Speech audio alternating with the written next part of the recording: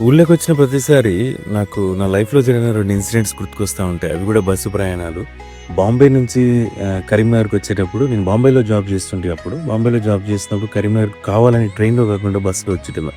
ఎందుకంటే బస్సులో చాలా రకరకాల మనుషులు, ఊరు మనుషులు, మా కరీంనగర్ మనుషులు బాంబే నుండి డైరెక్ట్ బస్సు ఉండేది కరీంనగర్‌కి.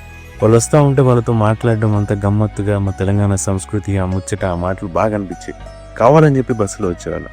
ఒకసారి వస్తున్నప్పుడు ఒక తాత పరిచయం అయ్యాడు. ఆ తాత పరిచయం అయ్యి మాట్లాడిన విషయాలే నాకు లైఫ్ టైమ్ గుర్తుండిపోయినాయి.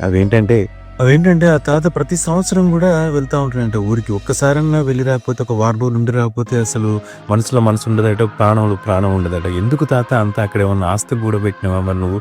బాంబే నుంచి అక్కడికి పోయితే ఎవరుంటారు నీకనంటే, ఎవరున్నా ఎవరు లేకున్నా బిడ్డ, ఆస్తులున్నా లేకున్నా గూడా సంవత్సరానికి ఒక్కసారన్నా పోయి వారం రోజులు గడుపుకుంటే మాత్రం మనసున పట్టదన్నాడు.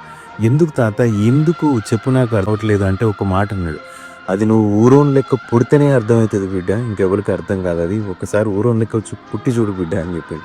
ఇంకోసారి బస్సులో వస్తున్నప్పుడు గూడా ఒక 40 ఇయర్స్ అట్లా ఉంటాడు. తన 10 ఏళ్ల పాప కోసమని కారీలు, బాంబే కారీలు అని చెప్పి తీసుకెళ్తా ఉన్నారంట. బాంబే కారీలు అవి సంచి ఎవరు ముట్టుకోనివ్వట్లేదు. అటువైపు ఎవరిని రానివ్వట్లేదు. ఎందుకంటే బాంబే కారీలు చాలా పల్చగుంటాయి. ముట్టుకుంటే ముక్కలైపోయేటట్టుగా ఉంటాయి.